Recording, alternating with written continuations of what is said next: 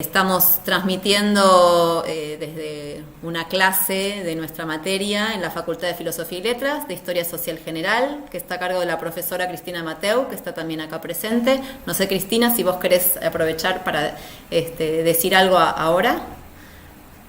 Bueno, quería saludar y agradecer a las participantes. Creo que es un tema muy importante, no solo desde la perspectiva de nuestra materia, sino desde la formación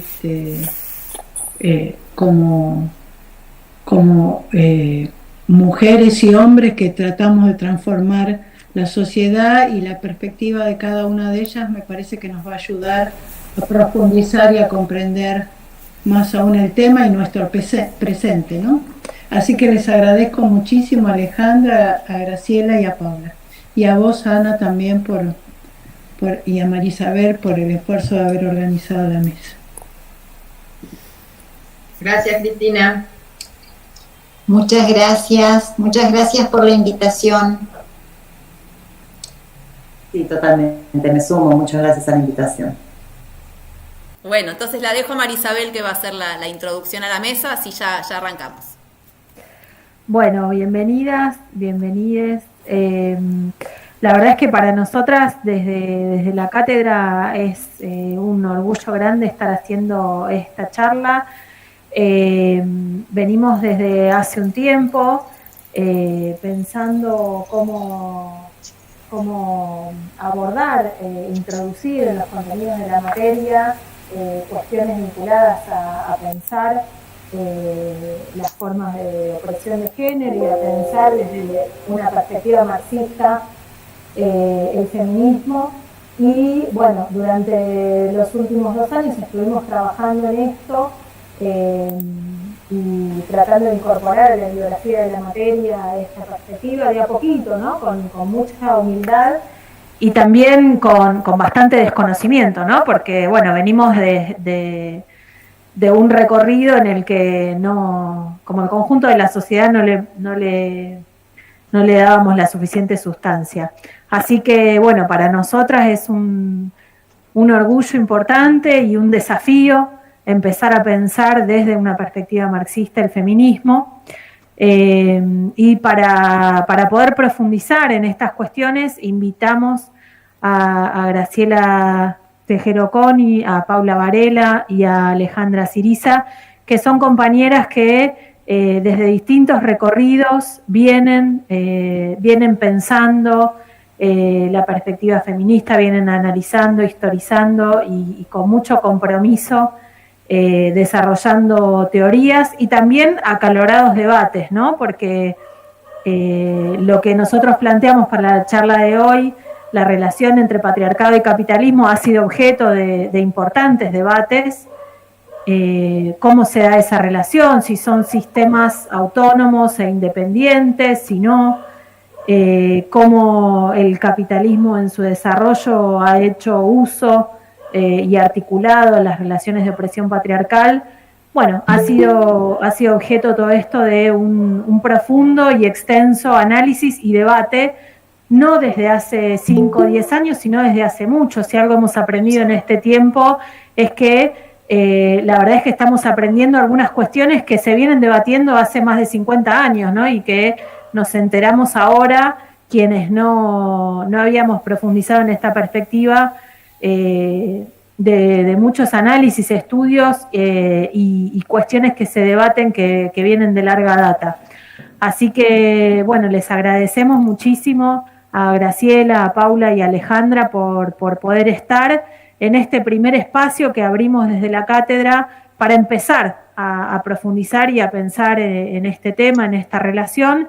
Esperamos que no se termine acá, sabemos que seguramente se abrirán muchísimas preguntas, ganas de intervenir, de cuestionar, de participar de este debate, y que tenemos un tiempo acotado. Después podremos retomar también en los prácticos muchas de las discusiones y de las cuestiones que se planteen acá, y también pensar, ¿no?, distintas instancias que podamos desarrollar más adelante para darle continuidad. Así que, bueno, sin más introducción, le damos la palabra a las compañeras que invitamos a participar de esta mesa redonda. Van a tener una intervención de media hora cada una, más o menos, y luego vamos a abrir el espacio para preguntas, para intervenciones, dándole prioridad a las estudiantes, a los estudiantes de la cátedra que pueden hacer preguntas a través del chat, y también vamos a estar pendientes de los comentarios o las preguntas que puedan aparecer en el canal de YouTube, como para darle participación a gente que pueda estar viendo y que no está en el contexto de la clase.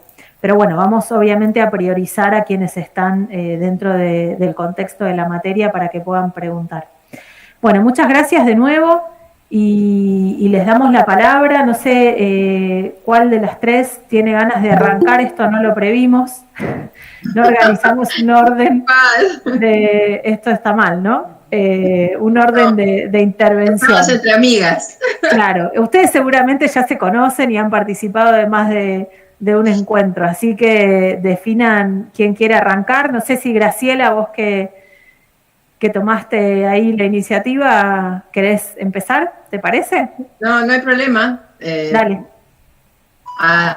Arranco yo. Bueno, desde ya, en primer lugar, recién le agradecíamos a Cristina, pero es a todas las profesoras y profesores de la cátedra, ¿no? De Historia Social General, no solo a ellas, sino en el nombre de ella, todo el esfuerzo que han hecho y sobre todo porque creo que es importante, yo por lo pronto valoro mucho la escucha del público, del alumnado con interés historicista, para abordar la relación entre patriarcado y capitalismo, porque no es igual desde cualquier disciplina, en particular si lo hacemos desde la historia, por lo menos desde mi perspectiva teórica como marxista y feminista, me parece un enfoque esencial. Por lo tanto, bueno, futuros historiadores que sean nuestro principal público hoy es un lujo. Y pensaba, sobre todo, bueno, compartiendo con las colegas que tenemos un largo recorrido. En los 90, yo recuerdo que teníamos muchos debates en el feminismo y se nos cuestionaba a algunas de nosotras el uso de la categoría de patriarcado. Y nos decían que era una categoría superada, que era anacrónico, que ya la cantidad de derechos conquistados por las mujeres daban cuenta de que el patriarcado estaba, prácticamente con partida de defunción. Yo recuerdo en particular un debate que tuve, siendo que había sido una invitada del Museo de Librería de Mujeres, Milagros Rivera Garreta, de Barcelona, una feminista encantadora, a quien quiero mucho, pero con la que discutimos mucho también. Y ella venía en aquel entonces con todas las corrientes europeas que planteaban que el patriarcado estaba muriendo. Bueno, esto estoy hablando de los 90, el tiempo ha transcurrido, hoy estamos la última década hablando ya entre historiadoras y historiadores de distintas periodizaciones, pensando en la cuarta ola, la marea verde, las jóvenes, y el patriarcado ha pasado a ser parte de su léxico cotidiano, y han reincorporado esto que parecía que íbamos a poner en el cajón del olvido. Sin embargo, yo planteo, en todo caso, para el debate en esta charla, una preocupación, que es que para esta cuarta ola, fundamentalmente, no digo de manera exclusiva, pero sí fuertemente, con una impronta de un concepto de patriarcado reducido a heteronormatividad.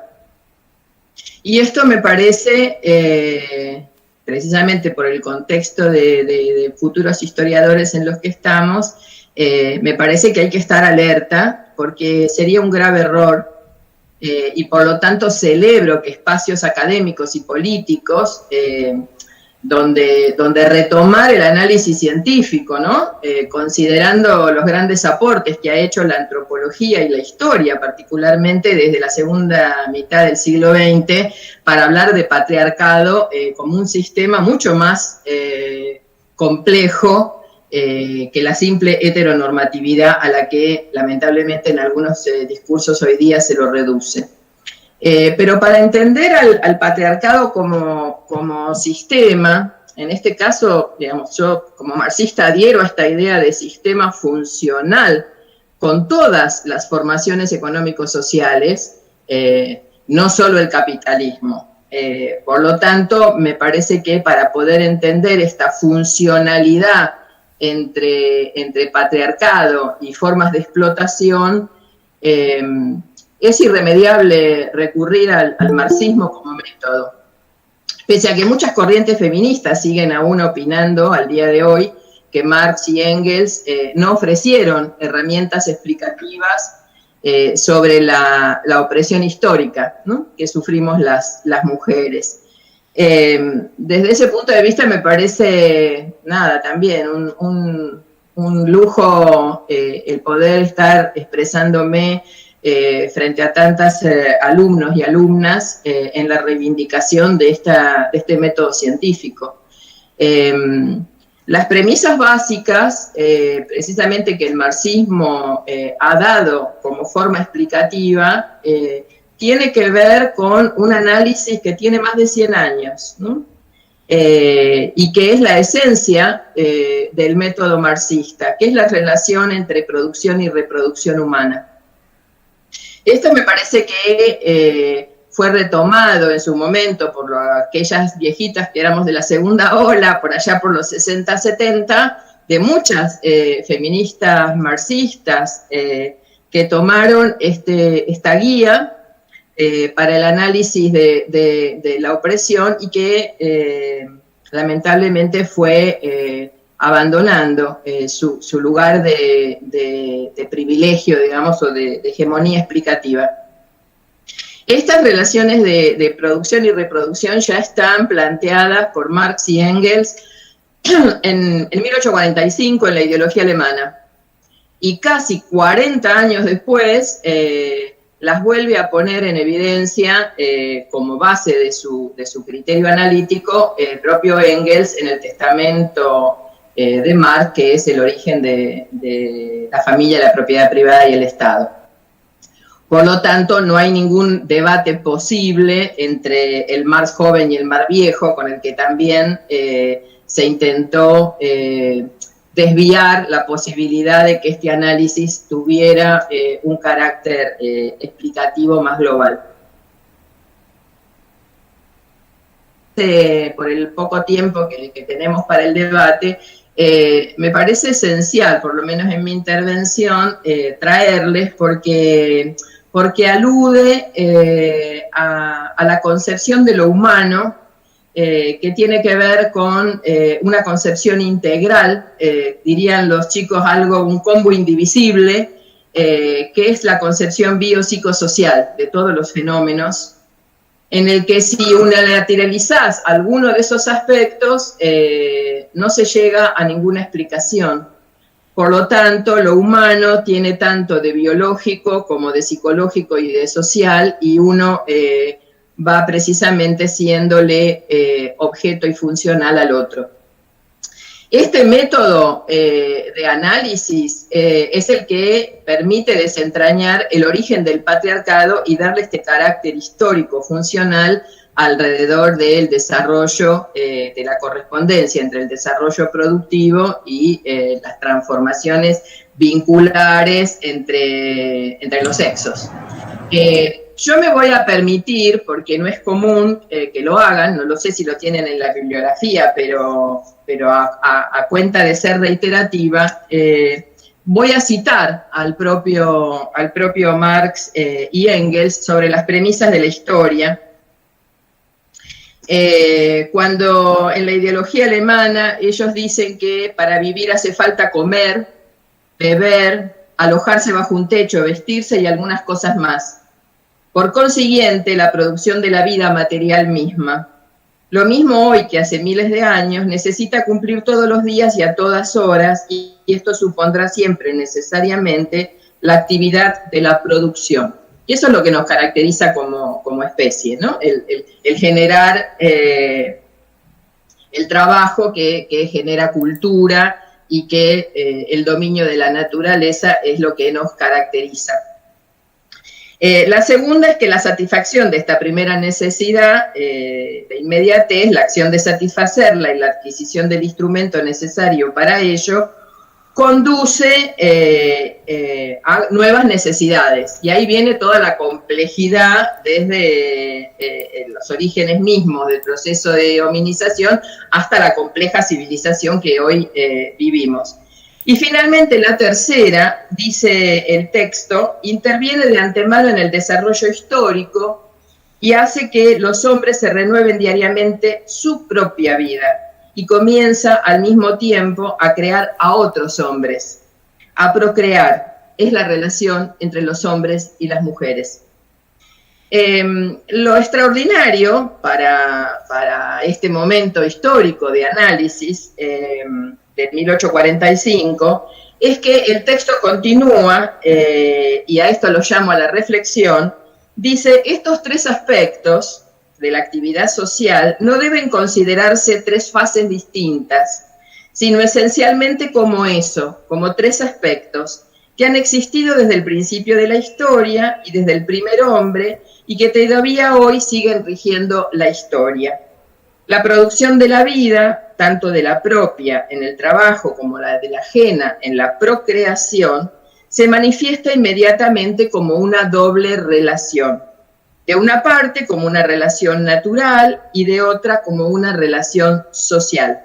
Social en el sentido de que por ella se entiende la cooperación de diversos individuos, de donde se desprende que un determinado modo de producción o una determinada fase industrial lleva siempre aparejado un determinado modo de cooperación o determinada fase social. Me quedo ahí con la cita porque creo que a pesar de su antigüedad sigue siendo los anteojos con el que miramos los debates actuales alrededor de las concepciones sobre el patriarcado. Y hay un desarrollo muy interesante en el propio texto de Engels, posterior, 40 años después, que utiliza una palabra que ha traído mucho debate en relación a las distintas traducciones que del origen de la familia, la propiedad privada y el Estado ha tenido, que es la palabra coincide. Siendo fiel a este método original de ver que las relaciones de producción y las relaciones de reproducción son parte de un mismo fenómeno indivisible y que las dos tienen este aspecto de natural y social, Engels va a decir que coincide la aparición de las relaciones de explotación con las relaciones de opresión entre varones y mujeres. Por eso insisto en el tema del método de análisis, porque esto podemos ir analizándolo, tomándolo como guía para cada uno de los momentos históricos en el que el patriarcado ha ido siendo funcional en los momentos largos de la historia. Y en particular en el capitalismo podemos seguir utilizando ese mismo método de análisis y nos encontramos con fenómenos propios de ese desarrollo productivo, pero que también siguen operando el patriarcado en relación a la opresión de las mujeres bajo otras formas, pero que no ha desaparecido. Y ese era el debate original dentro del feminismo.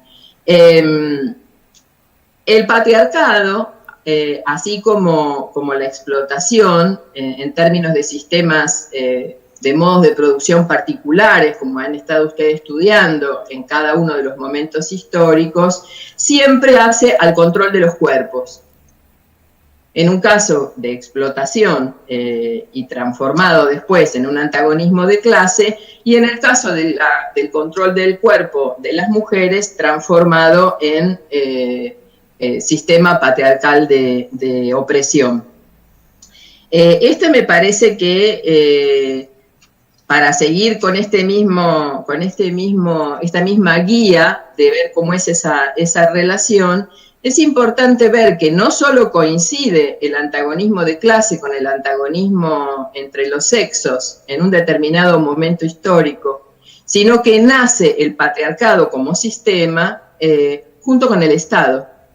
O sea, la regulación, la necesidad de regulación entre los conflictos que se generan en términos de clase y de explotación, también es necesario ese Estado para regular los conflictos que van a presentarse en la regulación de los cuerpos y de la opresión que se ejerce sobre las mujeres, desde la antigüedad hasta el día de ayer y el día de hoy, sin lugar a duda. Si tenemos presente los debates que hemos tenido en relación a lo que nos ha costado llegar a conquistar el derecho del aborto, por ejemplo, bueno, tiempos muy recientes, tenemos un ejemplo práctico de cómo ese control sobre los cuerpos de las mujeres era absolutamente funcional a la restricción que se nos puso tanto en términos productivos como reproductivos. O sea, no poder tener la autonomía sobre nuestros cuerpos y mantener, a pesar de que se suponga que hemos conquistado muchos derechos, sin embargo, seguimos en nuestra práctica con distintas formas de esclavitud. Hoy el capitalismo ha puesto nuevas formas, como es la incorporación de la mano de obra en términos productivos a muchas mujeres, sobre todo en lo que va de fines del siglo XIX al siglo XX, incorporadas al, entre comillas, mercado de trabajo. O sea que la histórica exclusión de las mujeres del trabajo productivo y solo relegadas en términos incluso del desarrollo capitalista a lo privado, es parte de las necesidades de la expansión productiva, pero a su vez está vinculado con la lucha por los derechos de las mujeres a recuperar esa capacidad productiva. Esto me parece que también fue muy estudiado con esta guía de la metodología que ofrece el marxismo por las feministas de los 60. Ana en algún momento me había planteado si yo tenía alguna bibliografía para sugerir, y la verdad que les pido disculpas porque ese pedido se me chispoteó, lo dicen los pibes, y no lo hice oportunamente, pero en relación al método científico de análisis entre las relaciones de producción y reproducción, yo aconsejaría, hoy revisando, acordándome del pedido de Ana, revisé la biblioteca y encontré Mujeres y Género, que es de Susana Naroski, una antropóloga del Consejo Superior de Investigaciones Científicas de Madrid, que escribió para la década del 90 este libro tan interesante que habla de la progresión epistemológica entre estas tres categorías de análisis, que son las mujeres en singular, casi histórica, el mujeres, que tiene que ver con la interseccionalidad, y el género como categoría de relación de poder. Pero tiene un capítulo muy interesante que quizás les pueda ser útil, que se llama Producir personas.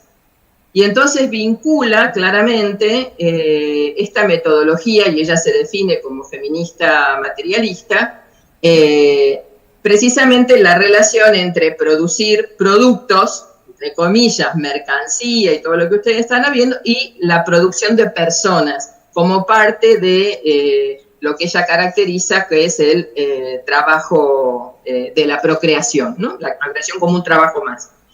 Y lo otro que les quería también recordar, es un librito muy viejo, que lo tengo bastante dañado, que seguramente Alejandra lo recordará, que es El ama de casa bajo el capitalismo, que hace al debate en distintos capítulos que escriben distintas feministas, fundamentalmente en discusión con Wallis Ecombe, que plantea el trabajo doméstico en el modo de producción capitalista. Y esto que ustedes estaban viendo en la clase hace un rato nomás, es cómo el trabajo invisible de doméstico es incorporado como parte de el salario del obrero que no se paga. O sea, esa reproducción de trabajo, de la fuerza de trabajo del obrero, está implícita mucho del trabajo de las mujeres en el trabajo doméstico. Ahora, como eufemismo absoluto, se plantean las tareas de cuidado, cuando en realidad las mujeres no nos hemos desembarazado todavía de la esclavitud doméstica, ¿no? En palabras de Lenin. Ni tampoco de la esclavitud sexual. Y estamos hablando de prostitución, la contracara de la monogamia. Ni tampoco de la explotación reproductiva. Y ni que hablar si hoy ponemos y llevamos al mercado a las mujeres como mercancía en términos uterinos y hablamos de alquiler de vientres. O sea que estamos planteándonos precisamente entonces esta funcionalidad, y vuelvo al principio, la funcionalidad entre el patriarcado como sistema de control de los cuerpos, en este caso particular para la opresión de las mujeres, con los sistemas de explotación que tienen que ver con, bueno, lo verán ustedes en las clases siguientes, con la tasa de ganancia y cómo el capitalismo todavía tiene resortes, entre otras cosas porque tiene mucha mano de obra de mujeres todavía no incorporada al mercado, tiene todavía mucho tiempo para estar viviticoleando. Por lo tanto, estas discusiones que plantean ya desde la década del 80, que el patriarcado y los sistemas de explotación van en paralelo y no se tienen puntos de intersección, quedan demostrados en la propia práctica social el error en el análisis. Yo recuerdo que para los 80 debatíamos las tesis de Meillassoux, que planteaba el modo de producción doméstico y utilizando categorías y jerga marxista, en realidad planteaba que la opresión y la explotación de las mujeres era previa al sistema de explotación de clases. Y ahí entonces yo... digamos, les recuerdo esta cita anterior de cómo coinciden, cómo una no puede funcionar sin la otra. Esto para las mujeres es muy importante en términos del feminismo como proyecto político, porque poder entender cómo funciona el sistema de opresión y de explotación en articulación y alianza es primordial para que nos demos una estrategia y una política de liberación que tenga en cuenta ese aspecto.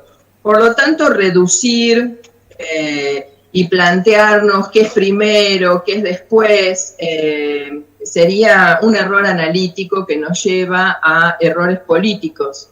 Nos lleva a errores políticos que tienen que ver con las alianzas posibles, nos llevan a errores políticos que tienen que ver con cuáles son las reivindicaciones primordiales que tenemos pendientes las mujeres en términos de que todavía no hemos resuelto gran parte de nuestros derechos y nuestra liberación.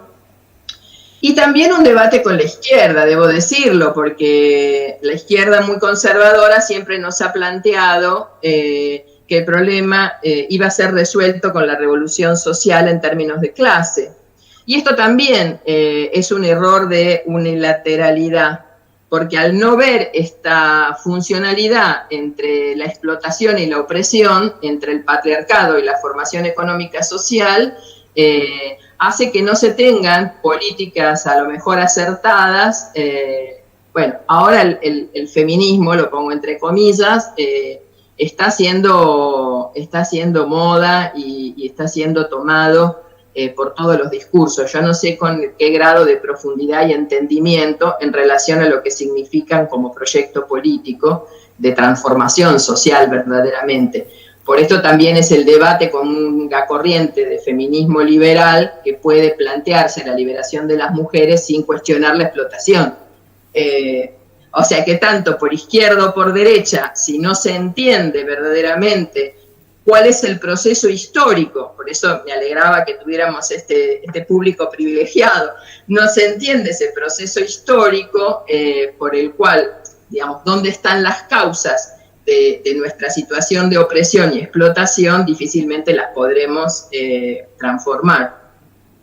Desde ahí, bueno, hay una cantidad de situaciones particulares, de debates de orden ideológico y político, de modernidad, que tienen que ver con nuevas teorías posmodernas alrededor de situaciones posibles de empoderamiento o de libres elecciones, que es lo que de alguna manera Ana me planteaba como preocupación, porque desarrollar teorías posmodernas y absolutamente individualistas que tienen que ver con empoderamientos individuales, más allá de las bromas, más allá de los memes que circulan sobre la posibilidad o no de deconstruirse, la práctica social es la única posible en términos de caminos verdaderamente transformadores y revolucionarios que van a hacer que las condiciones materiales objetivas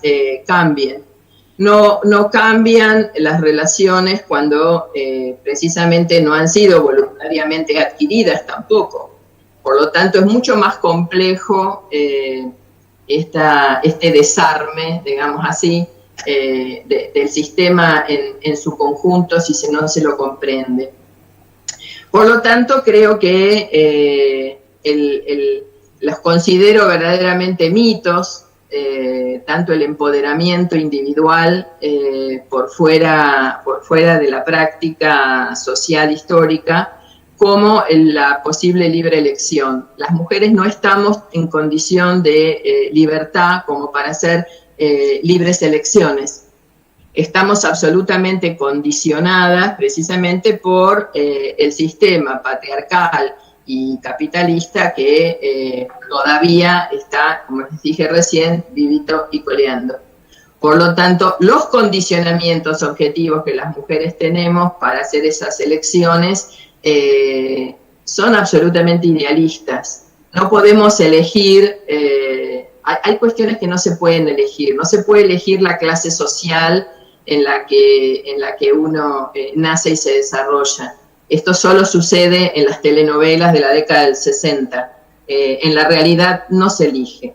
No se elige la etnia, no se elige la edad, no se eligen. O sea, que engañosamente nos diga el capitalismo que todo puede ser llevado al mercado y que todo puede ser elegido y que todo puede ser transformado por mi propia voluntad, en realidad lo que hace es despolitizarnos y dejarnos inermes frente a las situaciones que tenemos que desarmar revolucionariamente.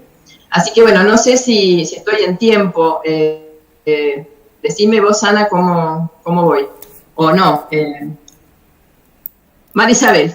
Sí, bueno, Graciela, si querés ir dejando por ahí, le damos la palabra a Paula o Alejandra y en todo caso luego con preguntas podés retomar algún aspecto que haya quedado ahí pendiente. Vale.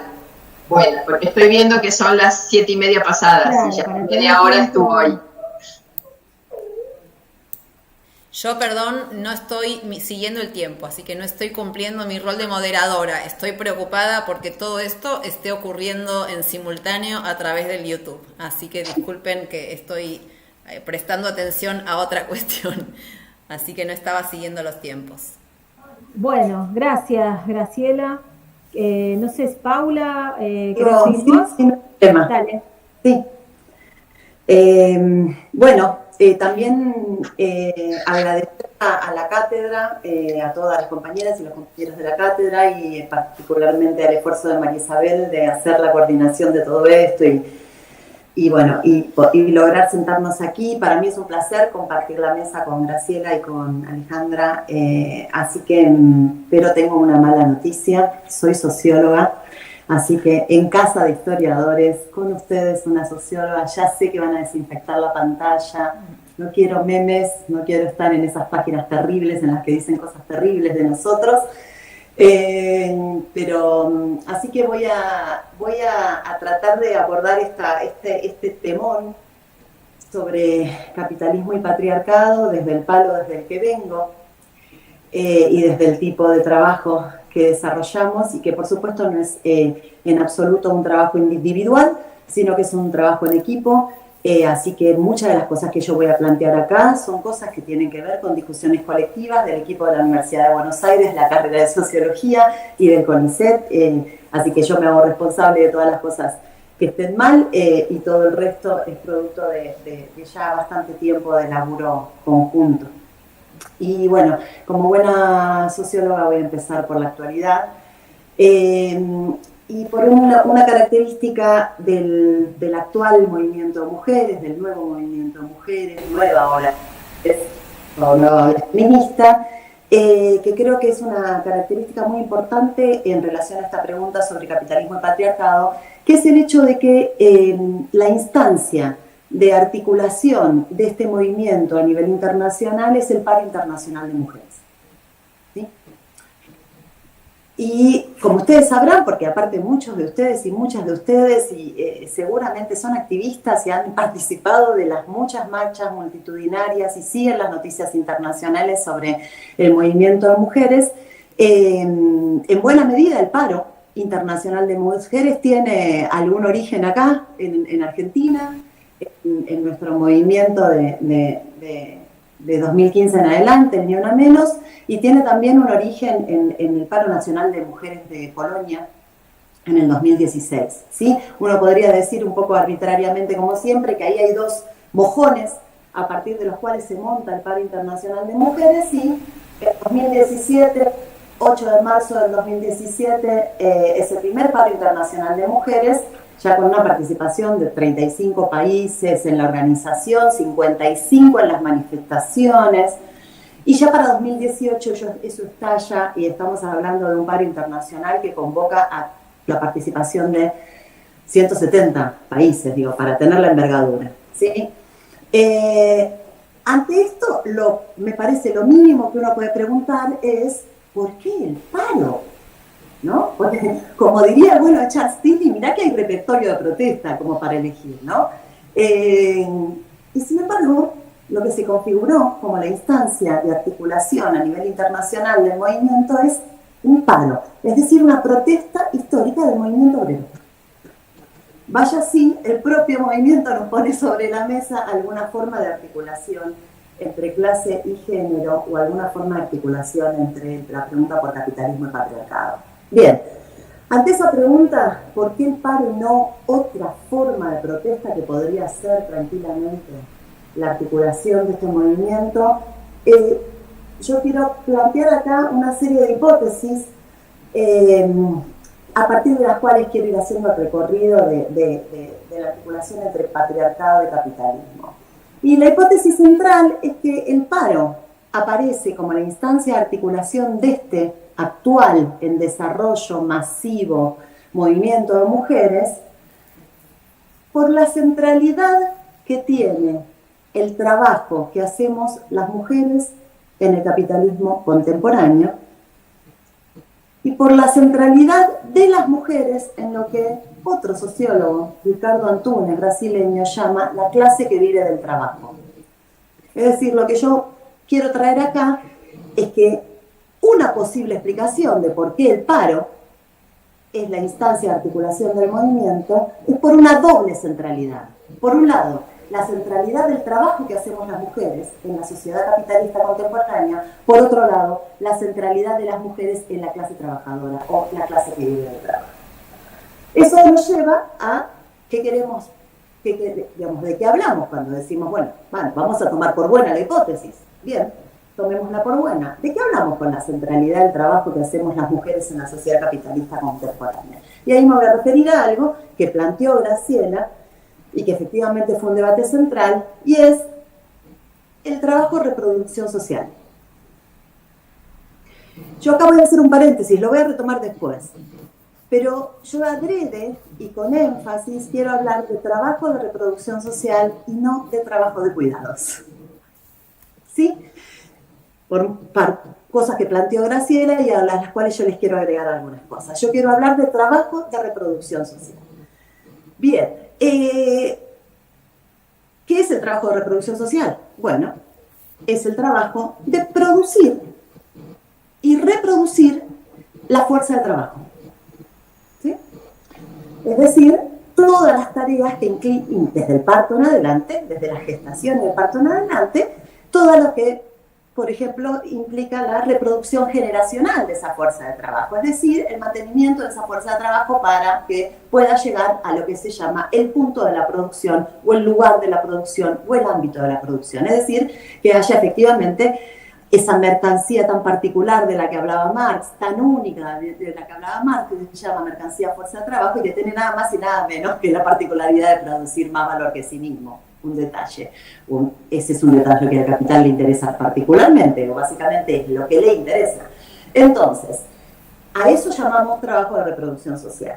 Y esa discusión del trabajo de reproducción social, que reitero, y lo reitero con toda la intención, no es lo mismo que hablar de trabajo de cuidados. ¿Por qué lo reitero con toda la intención? Porque el trabajo de cuidados está mucho más de moda. Porque circula un montón por los espacios de la discusión feminista, por los espacios militantes, pero también por los espacios académicos. Y, por ejemplo, digamos, yo que como socióloga laburo mucho con datos y qué sé yo, por ejemplo, cuando voy a los datos de la OIT, ¿qué me encuentro? No me encuentro con la categoría de trabajo de reproducción social, me encuentro con la categoría de trabajo de cuidados, ¿sí? Entonces yo quiero, si se puede, tensar un poquito esos dos conceptos porque me parecen importantes desde el punto de vista, por lo menos, de lo que conseguimos nosotros, lo que consigo yo. Bien, entonces, la discusión de trabajo de reproducción social es un debate que es actual, pero que nos remite a la segunda ola, como planteó tal cual Graciela, ¿sí? Entonces, yo quisiera también marcar algunas pequeñas diferencias entre lo que fue ese debate. En segunda ola estamos hablando de década del 70, inicios del 80, después, como planteó Graciela, eso se va difuminando y van a ir cobrando mayor peso otras perspectivas feministas y no la perspectiva ni de la reproducción social, ni el debate del feminismo socialista, ni el debate del feminismo marxista, sino van a ir cobrando peso otras. Pero ahí hay un mojón muy importante y que a mí me parece importante invitarlas a todos ustedes y a todos ustedes a volver a los debates de la segunda ola, porque son muy importantes y porque si hay algo que no podemos hacer, y sobre todo ustedes que son los jóvenes, no pueden darse ese lujo, si me permiten, es empezar de cero. No pueden empezar los debates de cero. Y realmente ahí hay un mojón importante. Entonces, por ejemplo, hay una compilación sobre en la década del 70 y en la segunda ola, buena parte de estos debates se llamó el debate sobre el trabajo doméstico. Y aquí hay una cosa interesante que va a ser distinto hoy. Pueden encontrar en una muy buena compilación de este debate que hicieron en la UNAM y que está en español. Este debate fue mayormente en inglés, ¿sí? Pero bueno, hay una compilación muy buena de la UNAM que después, si quieren, les puedo pasar el link mientras transcurre la clase, les puedo pasar el link para que lo vean, o si no me mandan un mail, les tengo en PDF. Bueno, ¿cuál es el corazón temático de ese debate? El corazón temático es cuál es la importancia que tiene en ese momento trabajo doméstico, así fue como se planteó, el trabajo doméstico en la sociedad capitalista contemporánea, pero no en un sentido abstracto y general, sino, no era, bueno, ¿cuál es la importancia? Mucha, no era esa la pregunta. La pregunta era en qué medida ese trabajo era un trabajo necesario, era un trabajo indispensable, ¿para qué? Para el funcionamiento de la sociedad capitalista, funcionamiento que estaba todo ese debate de acuerdo, funcionaba a partir de la producción de valor, ¿sí? Es decir, el corazón del debate del trabajo doméstico es la pregunta por la relación entre producción y reproducción, es decir, cuál es la relación de necesariedad entre lo que sucede en ese momento, se llamaba en el ámbito doméstico, y lo que sucede fuera de ese ámbito doméstico le vamos a llamar el ámbito de la producción. Ahí uno puede diferenciar, y acá alguna de estas autoras me parece que a ustedes les va a poder pimponear en la cabeza, uno podría diferenciar una serie de autoras que podríamos llamar de origen operaísta italiano o barra autonomista, ¿sí? Que tienen repercusión en la actualidad, y a ustedes hay un nombre de la actualidad que les va a sonar, llamada Silvia Federici, una persona muy, muy conocida en el ámbito de los debates, tanto políticos como teóricos, ¿cierto? Bien, entonces, a ese debate y a esas preguntas hay una serie de respuestas que la dan. Cabeza de lanza, María Rosa Dalla Costa, venida directamente del operaísmo italiano,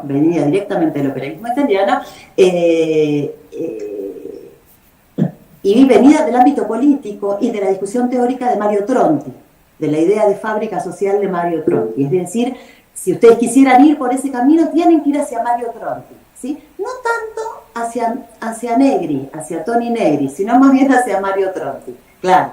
Entonces, es ese operaísmo el que las va a llevar para la posición de María Rosa Dalla Costa, ¿sí? Entonces vos ahí tenés un pack, un combo. María Rosa Dalla Costa, Selma James, que adopta su nombre de apellido de su marido en realidad.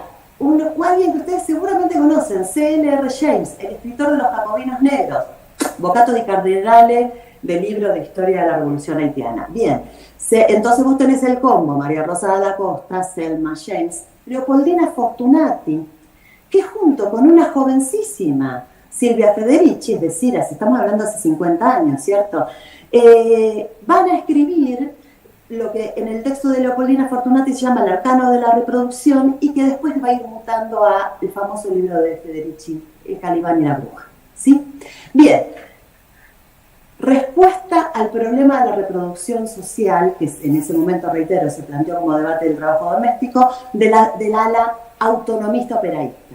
Hay otra respuesta, hay muchísimas, por supuesto, esto tiene una arbitrariedad que me interesa a mí, ¿no? Pero hay muchísimas respuestas, pero yo quiero hacer un poquito una polarización pequeña entre estas dos, y es, en 1983 se publica el libro de Liz Vogel, que se llama Marxismo y opresión de las mujeres, que se mete un poco tarde al debate. El debate se estaba cerrando, ya no estaba en su momento cumbre. El debate llega así como con un cuartito de hora retrasada, y va a plantear en este libro que se llama Marxismo y opresión de las mujeres, está en inglés, lamentablemente no tiene traducción todavía al castellano, pero fue reeditado en 2013 por Historical Materialism con un prólogo de Susan Ferguson y David McNally, que es, a mi juicio, una belleza para ubicarse en el panorama, ¿sí? Entonces, busquen la edición, está recontra traqueada en internet, de Historical Materialism del 2013, porque tienen ese prólogo que está buenísimo. Bien. ¿Por qué marco esto? Porque no vas a tener la misma posición que María Rosa Dalla Costa, etcétera, que las operaístas, sino que va a haber una pequeña diferencia ahí, que es muy importante, no para quizás desarrollarla hoy, pero si a uno le gusta, para ir buscando por esos lados, que es una diferencia acerca estrictamente de cómo es esa articulación entre producción y reproducción, y que va a llevar a la pregunta acerca de, que es una pregunta complejísima, que es, ¿el trabajo de reproducción social produce valor o no produce valor? ¿Sí? ¿Produce valor o no produce valor en términos marxistas? ¿Sí? No si produce bienes. Sí, produce bienes, más vale que produce bienes. Pero si produce valor. Bueno, bien, foto de ese debate.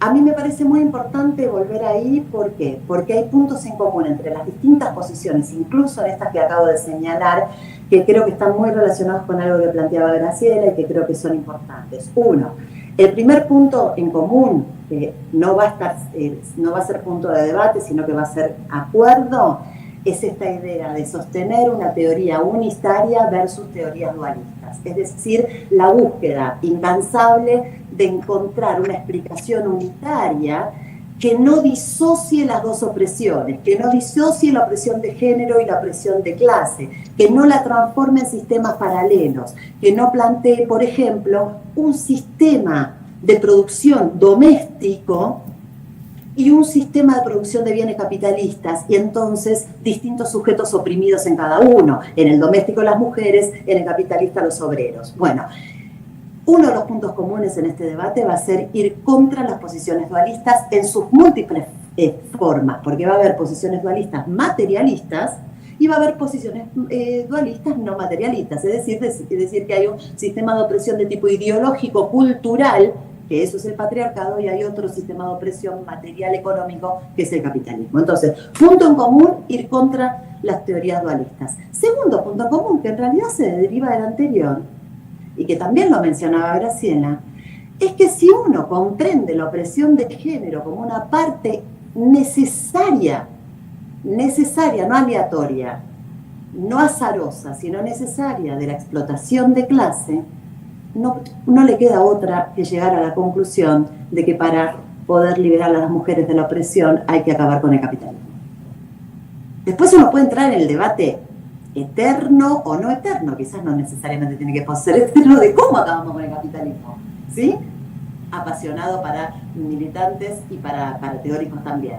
Pero lo que es una consecuencia de una teoría unitaria sobre opresión de género y de clase es que no hay chance de la fantasía de terminar con la opresión capitalista.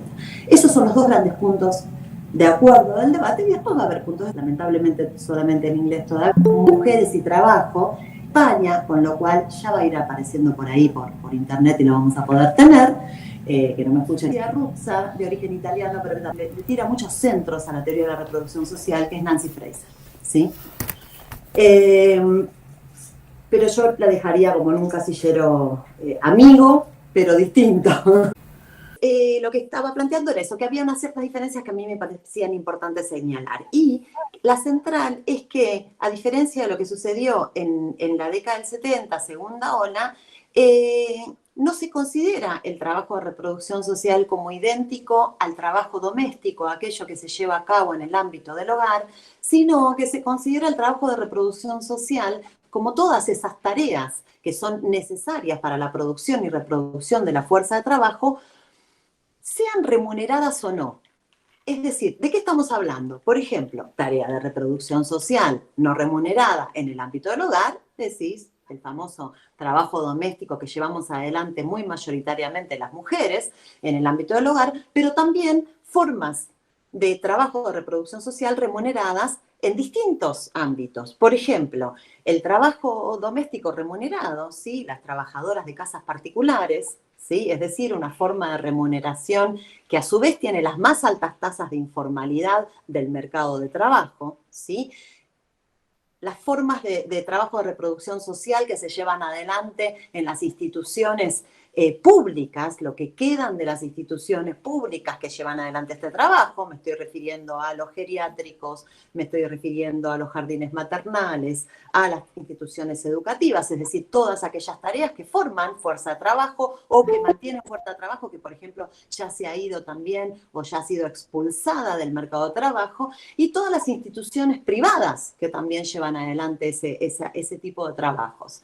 Y acá, ¿qué es una cosa muy interesante? Que si vos pensás la reproducción social, combinando lo remunerado y lo no remunerado, vas a tener dos características que son transversales. La primera es que en los dos ámbitos, remunerado y no remunerado, lo llevan mayoritariamente adelante las mujeres, ¿sí? Es decir, cuando las mujeres ingresan al mercado de trabajo, también ingresan en nichos, ¿sí? Que tienen que ver con la reproducción social. Por supuesto, no solamente en esos nichos, ¿sí? Las mujeres ingresan en un montón de nichos del mercado de trabajo, pero aquellos que son fuertemente remunerados, ¿sí? Son aquellos que tienen que ver con estas tareas de reproducción social que o bien el Estado ha tomado como propias en el mal llamado estado de bienestar, o bien han pasado al ámbito privado en el rebote del estado de bienestar y en la privatización de estos servicios, ¿sí? Segunda característica, que son trabajos sumamente devaluados, no solamente económicamente, ¿sí? Sino que también socialmente, en términos de prestigio, en términos de reconocimiento social. Acá abro un paréntesis. Una de las cosas que esta pandemia puso sobre la mesa es la superlativa importancia de esos trabajos, que con mucho cinismo se le empezó a llamar en la prensa a los trabajos esenciales. Digo, cinismo porque eso no se correspondió con aumentos de salarios, con mejora de condiciones, con bajo de ratios de enfermos para cuidar, ni mucho menos, sino que solamente fue una especie de aplauso simbólico sin reconocimiento de derechos, ¿sí? Pero lo que aparecieron fueron esa importancia sustancial, esa indispensabilidad de estos trabajos, pero también apareció sobre la mesa, no solamente de estos, sino de otros también, pero de estos seguro, apareció también sobre la mesa su terrible devaluación económica y social, ¿sí? Cierro este paréntesis que nos permite abrir la pandemia. Entonces, si uno mira el trabajo de reproducción social, ya sea que se lleve adelante en forma no remunerada, como la gran mayoría de ese trabajo en los hogares o incluso en las redes barriales, porque mucha de ese trabajo excede el ámbito estricto del hogar y aparece en hogares ampliados, que son las redes a partir de las cuales se puede llevar adelante el trabajo de reproducción social, sea que se lleve adelante en el sector remunerado, tienen estas características: feminización y devaluación. Y eso nos permite también pensar otro elemento que me parece importante y que tiene que ver con la actualidad, que es el problema de la crisis de reproducción social, ¿sí? ¿Cómo aparece? Por ejemplo, Nancy Fraser habla de la crisis de reproducción social. ¿Y cómo aparece esta crisis? Y acá eso es interesante también porque se separa de la idea de crisis de los cuidados, ¿sí? Sino que la crisis de reproducción social aparece como un elemento sistémico del sistema capitalista que tiene que ver con qué contradicción, con una contradicción terrible que tiene el sistema capitalista y que no puede resolver, y que es que necesita permanentemente fuerza de trabajo para producir valor, pero a su vez necesita permanentemente abaratar esa fuerza de trabajo para que ese valor sea mayor, para que el plusvalor sea mayor. Bueno, esa tensión es una tensión orgánica del capitalismo. Entonces, pero esa tensión orgánica del capitalismo, es decir, reitero, la necesidad permanente de fuerza de trabajo para poder explotar, pero a su vez la necesidad permanente de bajarle el precio a esa fuerza de trabajo para poder producir más valor, para tener más márgenes de plusvalor, esa tensión permanente tiene que ver con esta devaluación permanente que tiene el trabajo de reproducción social. ¿Se entiende? Entonces, eso es. Pensar, por ejemplo, la crisis actual, la crisis capitalista actual, que básicamente nadie pone en duda, incluso aquellas quienes no quieren hablar de capitalismo tampoco la ponen en duda, hablan de otras formas, pero básicamente todo el mundo reconoce que estamos en el medio de una crisis capitalista monstruosa. Pensar la crisis capitalista desde el punto de vista de uno de sus aspectos, que es la crisis de reproducción social, permite también pensar a las mujeres como una de las primeras o de las principales, esta palabra no me gusta, pero uno podría decir perdedores o perdedoras o víctimas, ¿sí? Voy a ponerla con todas las comillas para no entrar en el debate de la victimización, pero vamos a decir a las mujeres en el centro de aquellos que tienen que soportar con sus espaldas esta dimensión de la crisis, pero a su vez, y este aspecto es más interesante, las ponen en el centro de la escena. ¿Sí? Las ponen en el centro de la actual crisis capitalista. ¿Por qué? Porque las mujeres están en el centro del trabajo de reproducción social y uno de los aspectos más polémicos actuales es justamente la reproducción social. Entonces, yo creo, volviendo a la pregunta inicial que yo hacía, bueno, ¿cómo puedo explicar que sea el paro? Bueno, yo creo que esta centralidad que tienen las mujeres. Y quisiera ir cerrando con esta imagen. Hay dos consignas del paro internacional de mujeres que a mí me gustan particularmente. Una, que es la que dice, si nosotras paramos, se para el mundo, ¿sí? Y que es bastante contundente, es decir, coloca a las mujeres en el centro efectivamente de la maquinaria que hace andar este mundo, que uno podría decir, ¿es el mundo? Si nosotras paramos, se para el mundo, se para la producción de seres, se para la producción de fuerza de trabajo y se para la producción de valor, se para el mundo, ¿sí?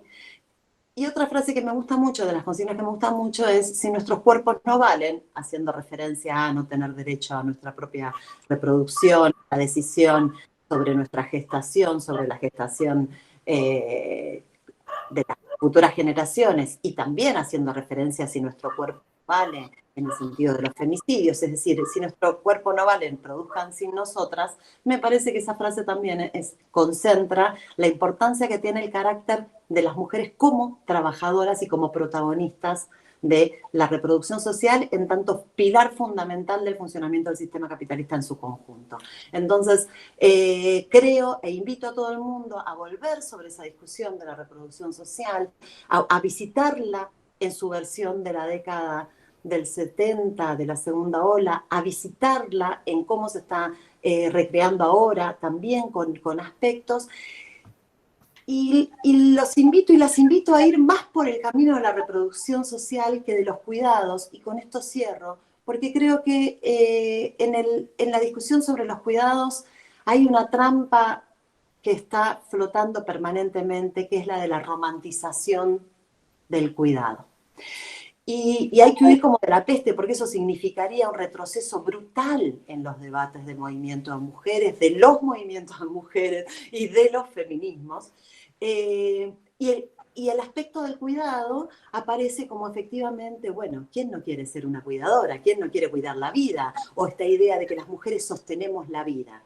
Sí, sostenemos la vida, pero en un sistema a partir del cual esta vida que se sostiene es una vida que se crea para ser explotada, lo cual es una gran contradicción, ¿eh? Yo no sé si a mí me parece tan interesante producir y reproducir fuerza de trabajo para que sea explotada por el capital, ¿sí? Y la producimos y reproducimos en condiciones que efectivamente no elegimos, que creo que también Graciela hacía referencia a eso. Entonces, doble invitación a ir a visitar el debate de reproducción social y mirar con mucho cuidado el debate de los cuidados. Cierro acá y... Bueno, gracias, Paula. Le damos la palabra ahora a Alejandra Siriza. ¿Estás por ahí? Ahí te veo. Sí, aquí estoy. Bueno, muchísimas gracias por la invitación. Realmente un placer escuchar a las compañeras y una enorme alegría de encontrar la sintonía en la que estamos, ¿verdad? Que en buena medida tiene que ver con la tradición política, digamos, el pertenecer a una determinada tradición teórica y política hace que una termine recorriendo caminos afines. En mi caso, procedo del campo de la filosofía, lo cual no sé cuán bueno o malo pueda ser, porque la filosofía es una disciplina profundamente decadente y profundamente idealista, ambas cosas, ¿no? Sin embargo, digamos en mi descargo, que lo que he tratado de hacer a lo largo de mi vida es más bien historia que filosofía. Y he trabajado mucho sobre el tema de qué cosa es, digamos, cómo es que volvemos al pasado desde el presente, ¿no? ¿Cómo dialogamos con nuestro pasado teórico y político desde las condiciones del presente? Hace muchos años mantengo una relación de enorme interés por el trabajo de Engels, ¿no? Y básicamente por ese texto al que hizo referencia Graciela, El origen de la familia, la propiedad privada y el Estado. Porque me parece que en ese texto están las claves para una lectura marxista de la categoría de patriarcado, ¿no? Engels realiza en ese texto clásico, en El origen de la familia, la propiedad privada y el Estado, una lectura del patriarcado que permite ver la relación que existe entre la organización del parentesco y el capitalismo. Y esa lectura que Engels hace arroja una serie de claves para interpretar, por una parte, las variaciones históricas de las relaciones familiares y por otra parte, la forma bajo la cual el capitalismo se articula a esas variaciones en las relaciones de parentesco. Y esto me parece muy importante porque lo que hace Engels en 1884, como efectivamente señalaba Graciela, es poner en cuestión la naturalización de la monogamia. Engels muestra que en realidad la monogamia no es la forma natural de organización de las relaciones familiares, sino que esa forma de organización de las relaciones familiares tiene un origen histórico. Y que el modo bajo el cual la burguesía presenta a la familia monogámica, la manera edulcorada, dice Engels, bajo la cual la burguesía presenta la monogamia y la familia que estaba en proceso de consolidación, ¿no es cierto?, la familia burguesa, mostrándola como si fuera un avance en la civilización. En realidad, esa forma de organización familiar está preñada de contradicciones y es producto de un proceso histórico. Para dar cuenta de ese proceso histórico, Engels apela a dos textos que son prácticamente contemporáneos, ¿no es cierto?, que son por una parte el texto de Bachofen, un texto en el cual, ¿no es cierto?, se habla del final del derecho materno y de la redefinición del lugar de las mujeres en la organización familiar. Digamos, la derrota política de las mujeres tiene que ver fundamentalmente con la pérdida del control sobre sus capacidades reproductivas y sobre el producto de su trabajo, ¿no es cierto? Entonces, por una parte, el final del derecho materno, que termina con la filiación materna de los hijos, es parte de esa derrota política,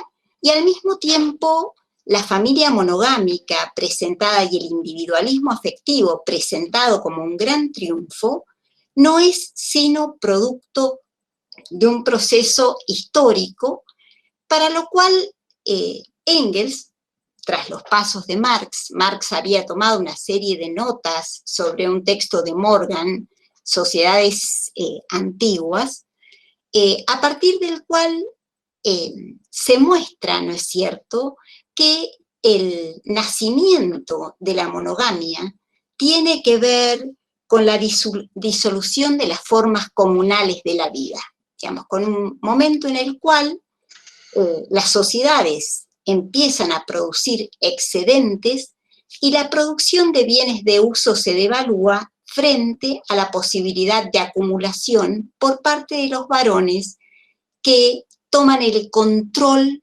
sobre el conjunto de la producción y comienzan a controlar también la vida misma de las mujeres. Es decir, que el patriarcado está ligado el patriarcado es producto de un proceso histórico y el patriarcado varía históricamente en relación con las condiciones más generales de la producción.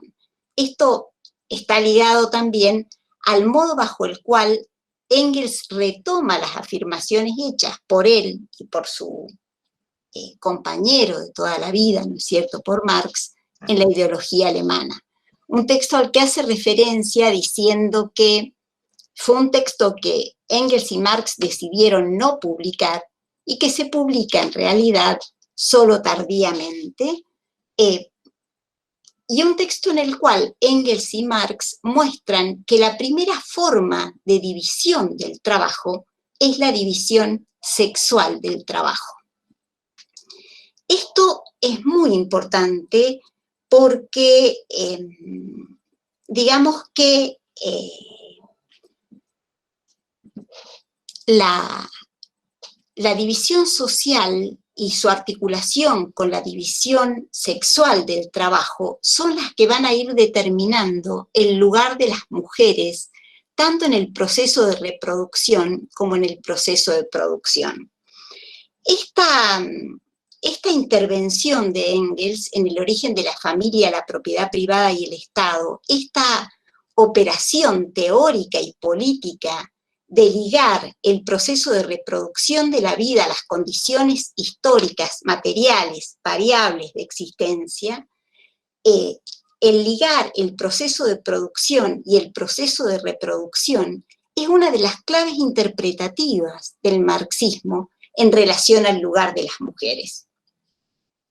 Entonces, me parece que este enorme aporte de Engels va a conocer, digamos, momentos en los cuales va a tener una importancia enorme en los debates feministas, en los primeros años, ¿no es cierto?, de la organización de la socialdemocracia, como se llamaba entonces, europea. Digamos, este texto va a ser discutido por la socialdemocracia alemana, va a ser discutido también por la socialdemocracia inglesa. Hay alguien muy entrañable a quien Engels quería enormemente, Elinor Marx, ¿no es cierto?, que se convierte en alguien que va a... Hay una película preciosa que creo que han hecho recientemente sobre Miss Marx, ¿no?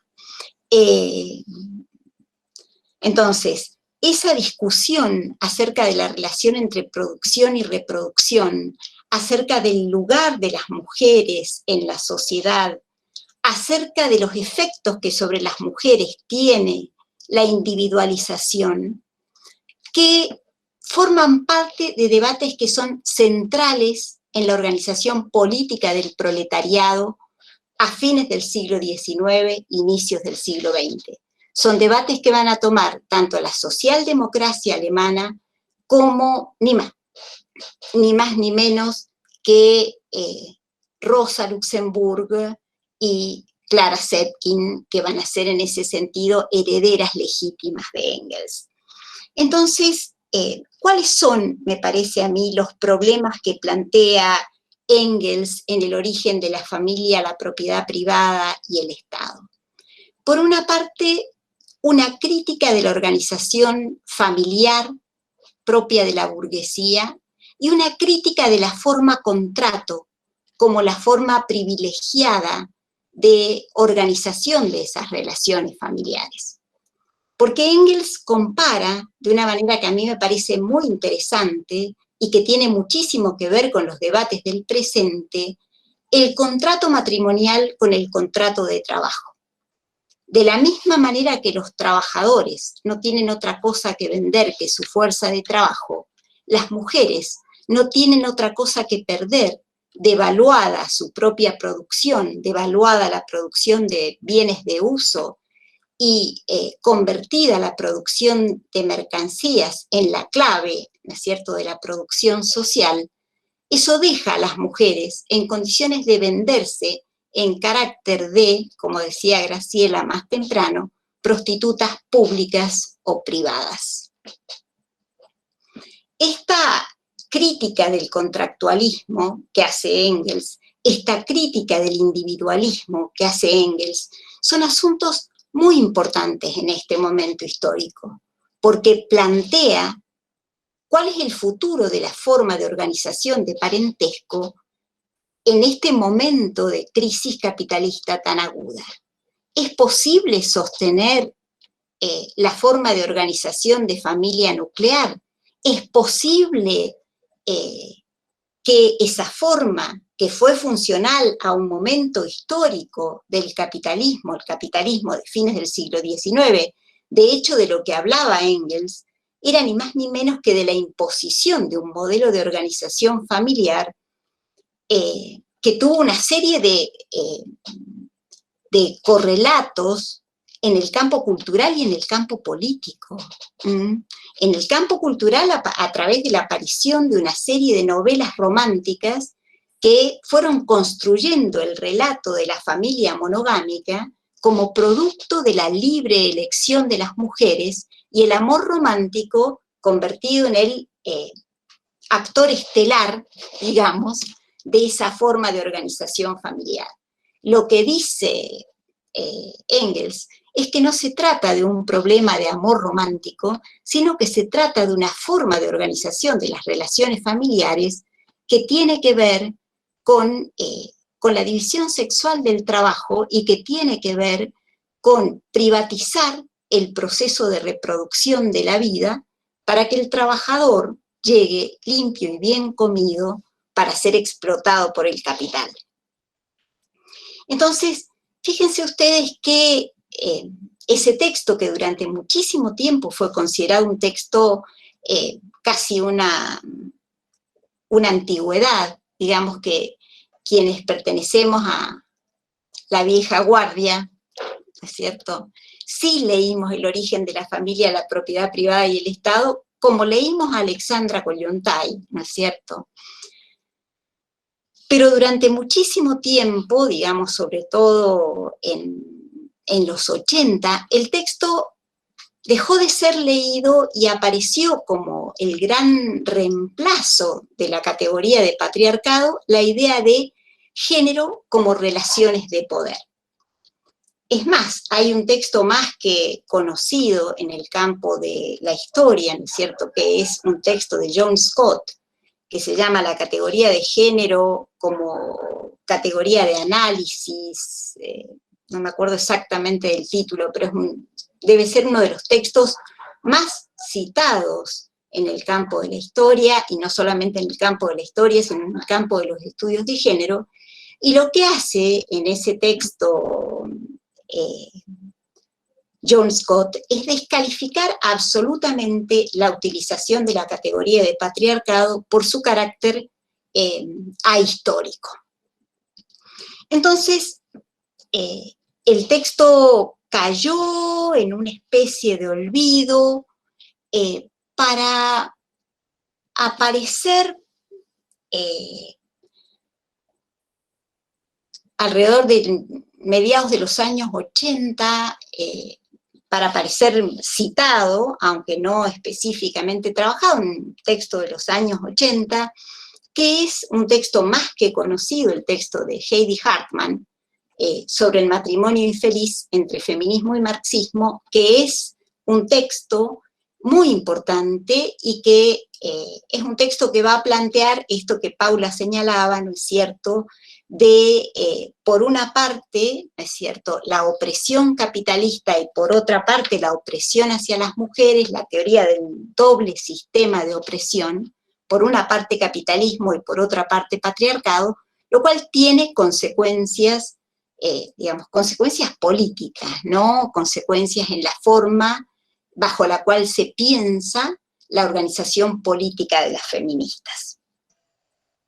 Coincido con Paula en que el momento más fructífero de relectura del origen de la familia, la propiedad privada y el Estado fue efectivamente los años 70, la llamada segunda ola, donde aparece un debate.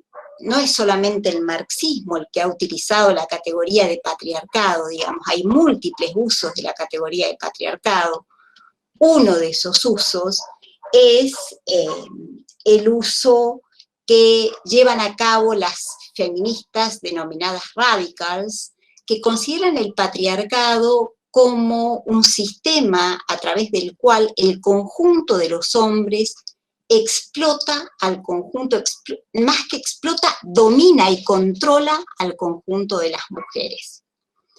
Creo que en esta manera de pensar el patriarcado, que es la manera bajo la cual lo piensa Kate Millett, por ejemplo, e inclusive Juliet Mitchell, en un texto en el cual el patriarcado pierde sus raíces materiales para convertirse, ¿no es cierto?, más bien en una ideología, en un mecanismo de control de la subjetividad de las mujeres, sin que tenga una base material de explotación. Es decir, eso fue generando, digamos, un cierto consenso que tendió a considerar el patriarcado solamente como una forma de dominación, como una forma de control, y no como una forma de explotación, ¿no? Creo que este asunto de la doble vía, este asunto de pensar el patriarcado como control del trabajo doméstico de las mujeres o del trabajo de reproducción de las mujeres, como control de sus capacidades reproductivas, como control de la capacidad de reproducción de la vida humana que las mujeres tenemos y como control de la sexualidad. Esta forma bajo la cual Engels ve el patriarcado como vinculado a la explotación, a la dominación y al control reproductivo y sexual de las mujeres, me parece que es un aspecto fundamental para la consideración para la conceptualización del patriarcado, porque si no, terminamos pensándolo exclusivamente como una relación de dominación, cuando en realidad también está basado en la explotación del trabajo. Como señalaba muy bien Paula, en los años 60, 70, como consecuencia también de una transformación del capitalismo, se hicieron visibles, se hizo visible el trabajo doméstico. Esto llevó a una serie de debates acerca de qué relación había entre capitalismo y patriarcado y qué contribución al capitalismo hacía el trabajo de las mujeres, que tiene una multiplicidad de voces, intervenciones, una cantidad de bibliografía enorme. Entre esa bibliografía está el famoso texto de Margaret Penston acerca del modo de producción doméstico, el texto de María Rosa Dalla Costa, Las mujeres y la subversión de la comunidad. Del texto de Dalla Costa, una de las cosas que me parece más interesante es el poner el foco en que la individualización, la forma de organización familiar, la familia monogámica y aislada, es una forma que perjudica de manera muy especial a las mujeres, ¿no? Porque las convierte en personas aisladas, en espacios aislados, sin tener acceso a la producción pública, sin tener acceso no solamente a la producción pública, sino a la palabra pública. Uno de los aspectos fundamentales del ascenso del capitalismo industrial es precisamente la conversión de las mujeres blancas en trabajadoras domésticas y madres, porque las mujeres racializadas siguieron siendo trabajadoras a cambio de un salario, razón por la cual en los años 70 uno de los cuestionamientos fundamentales de Angela Davis a la idea del salario para el ama de casa es que había un montón de mujeres que no estaban siendo consideradas, que eran las mujeres que hacía mucho tiempo cobraban un salario por el trabajo doméstico, que eran las mujeres racializadas. Me parece que este es un aspecto bien interesante del debate que hay que considerar. Digamos que en los años 80, 90, hubo un cierto retorno sobre el debate del patriarcado, pero en una clave muy distinta.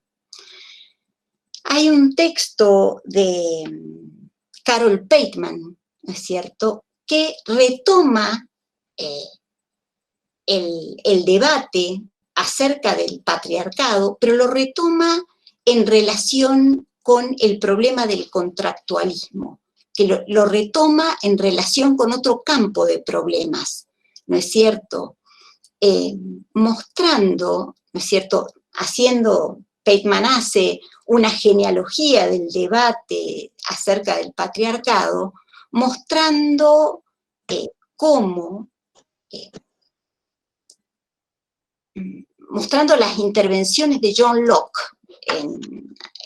a inicios del siglo, mediados del siglo XVII, en relación con la crítica de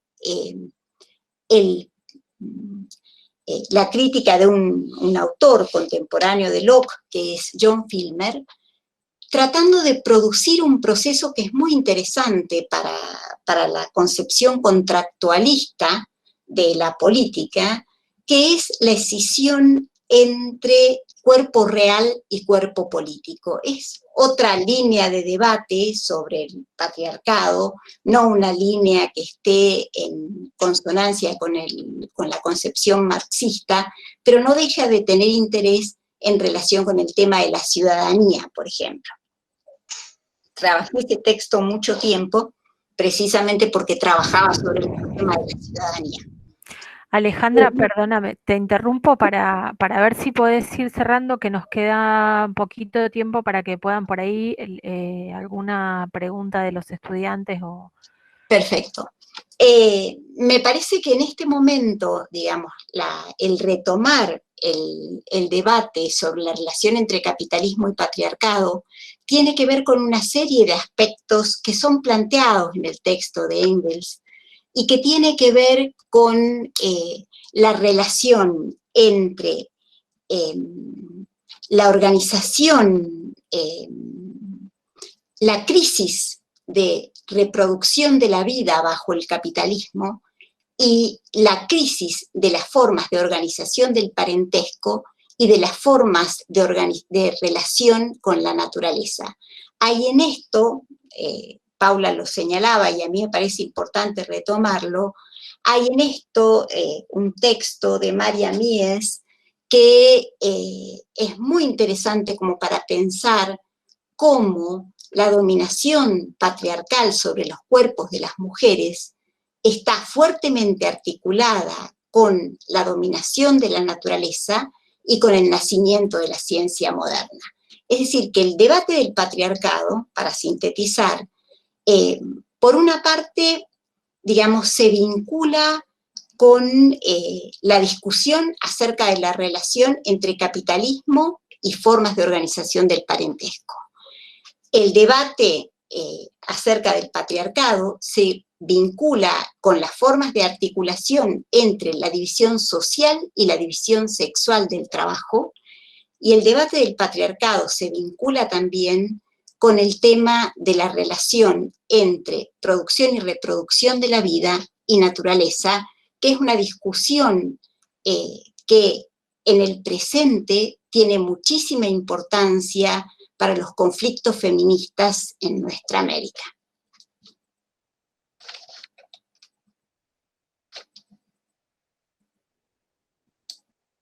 Bueno, gracias Alejandra también. La verdad es que seguro hay muchísimas preguntas, comentarios.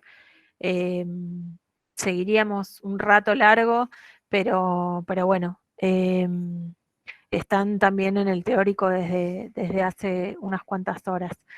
Entonces, si quieren, podemos habilitar el chat para que puedan hacer preguntas, comentarios, algo que quieran debatir. Abrimos por ahí o piden la palabra y hacen alguna breve pregunta o la ponen ahí en el chat, ¿les parece?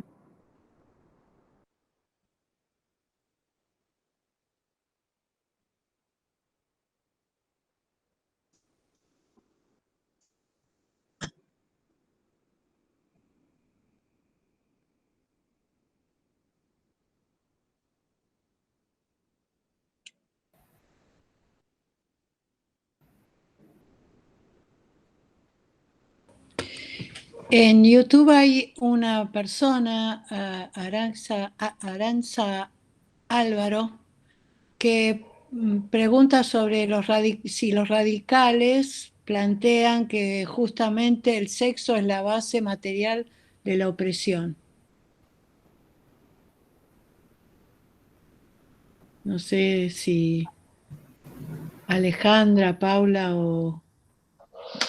De eso se trata precisamente, digamos, las radicals en los años 70, sobre todo Kate Millett, es un texto muy, muy conocido, el texto Política Sexual, ¿no es cierto? Ella plantea que es el sexo la base material de la opresión y esa manera, digamos, la manera bajo la cual las radicals leen el patriarcado, se va a ir convirtiendo poco a poco en la forma dominante de lectura del patriarcado, es decir, el patriarcado como un mecanismo de dominación sexual sobre las mujeres, de control sobre sus cuerpos y de ejercicio de formas de violencia sobre esos cuerpos, ¿no es cierto?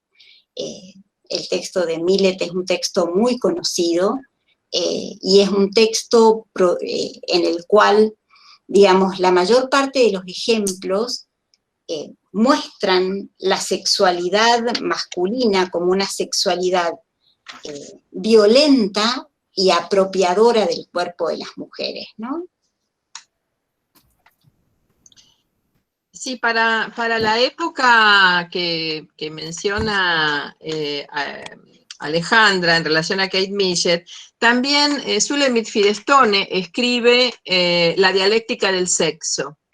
El tema no es que la opresión hace responsable, digamos, o las causas de la opresión es el sexo. En todo caso, las causas tienen que ver con precisamente la base material de lo que tiene nuestra capacidad reproductora como mujeres, que es el producido. Yo por eso les traía a Naroski. O sea, esta idea de producir personas, la capacidad reproductiva, que es lo que desvela a los científicos varones, por ahora sigue estando como resorte en el vientre de las mujeres.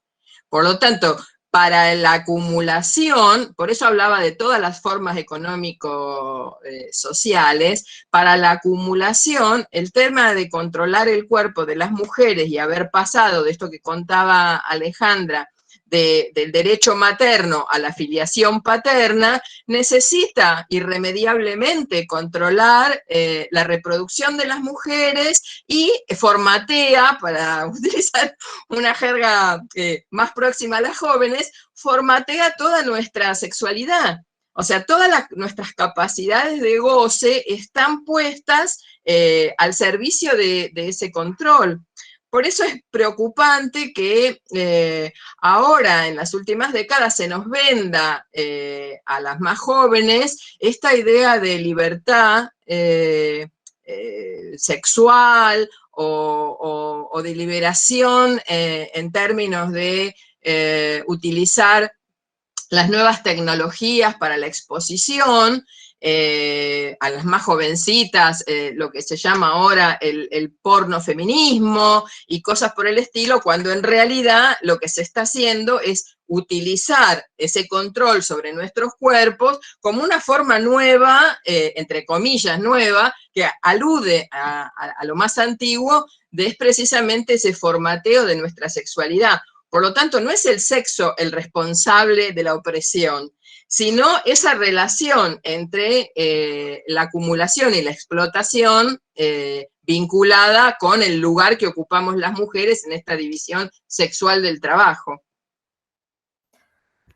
Ahí en el chat escribieron un comentario que dice, con respecto a lo que dijo Alejandra de género y racialización, hay una etnografía muy interesante que realizó Aquino Moreschi de las mujeres zapotecas que trabajan en el servicio doméstico en Las Vegas, Estados Unidos.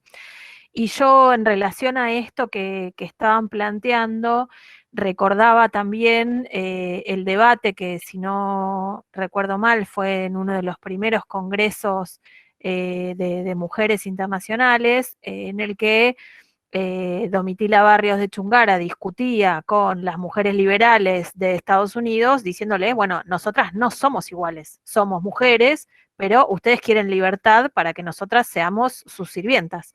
Yo me levanté a las 4 de la mañana en una casa de piso de barro, ustedes llegaron a este congreso en una limusina con sus trajes cosidos por mujeres obreras. Me parece que ahí también hay una discusión que es muy actual con el feminismo liberal y que tiene que ver con la cuestión de clase y cómo pensamos la emancipación de las mujeres como parte de la emancipación de la clase trabajadora, ¿no? Y que el hecho de ser mujeres no nos hermana de por sí, si no lo atravesamos con la cuestión de clase. Y me parece que hay un debate también interesante que nosotros en la cátedra venimos de alguna manera aproximando algunos abordajes que también entra en discusión con lo que ahora se plantea desde el feminismo comunitario y que tiene que ver con una reivindicación de las mujeres de los pueblos originarios y el impacto de la conquista en términos de imposición de relaciones patriarcales y de opresión en términos raciales, pero que desdibuja un poco la cuestión de clase también en términos de la imposición y la expansión del capitalismo. Es como muy largo todo por ahí. A ver, yo sobre ese tema creo que lo que sucede hoy con el planteo, con la mayor parte de los planteos relacionados con la racialización, es que se ve la raza como un factor de opresión, no como un factor de explotación. No se puede pensar en esto que dice Angela Davis tan claramente, en mujeres, mujeres clase y raza, perdón, que es un texto en el cual ella traza, digamos, una historia muy interesante acerca de cómo las mujeres negras eran mujeres en el momento de la violación y trabajadoras en el momento de la explotación. Es decir, cómo esa situación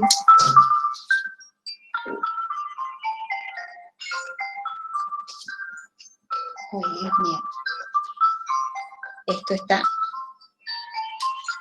no, va a seguir sonando. Cómo esta situación, digamos, por una parte de explotación y por otra parte de